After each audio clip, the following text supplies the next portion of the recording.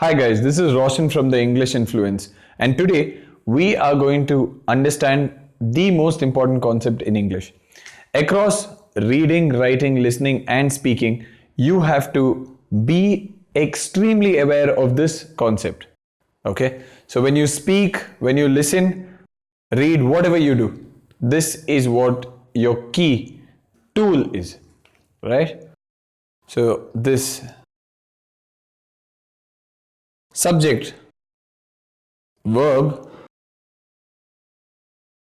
and pronoun. I call this the triangle of English, and when I add the modifier to it, don't get confused with what a modifier is. We will get to that in all our other lectures, but when I add the modifier to it, I'm just going to write M for modifier.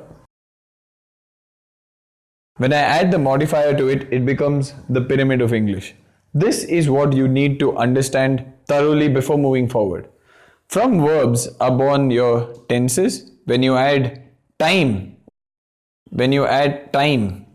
to your verbs, you get the concept of tenses.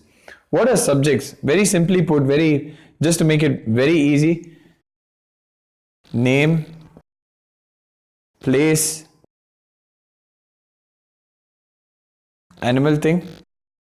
Of course, there are more subjects, but this is the most simplistic definition of what a subject is. And I'll get to technicalities later, but this is what a subject is at the grassroots level.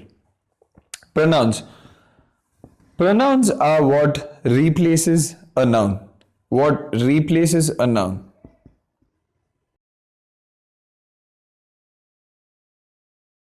Right? So a pronoun replaces a noun. Examples of these pronouns are it, they, them, those, that, he, she, I. Of course, again, there are categories of these pronouns as well. So, possessive pronoun, first person, second person, we'll get to all those jargons. But what you need to be thorough with is subject, verb, and pronoun. So, when you speak, when you write, you need to be aware of what subject you're using. And subjects can be singular or plural.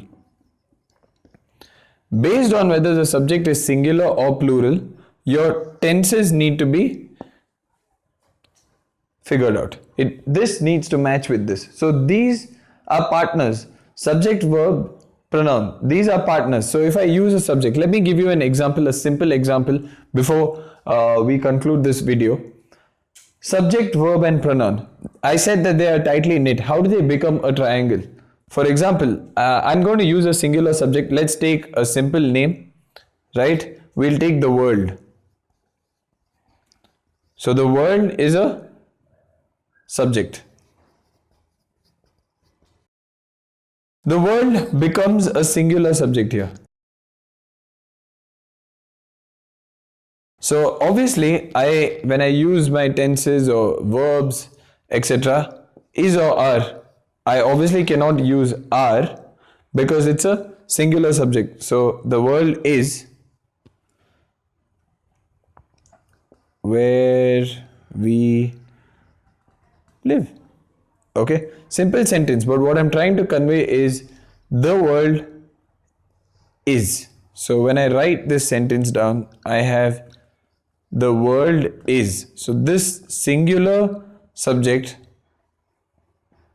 matches with a singular verb, and then you can complete the sentence however you want. Now when I put a full stop and when I want to use a pronoun, what is this a singular subject or a plural subject? It's a singular subject. So the world has to match with this, it. I cannot use they, I cannot use those, I cannot use any of the plural pronoun forms. So it has to be it. So in this particular manner, the subject, verb, and pronoun agree with each other. These form your triangle. This has to match. Alright? So this concept, I will elaborate on the different kinds of subjects, the different types of sentences, the different types of grammar tools, etc. in the coming videos. But for now, that's it. Just go over subject, verb, and pronoun, and just get this concept very thorough in your mind.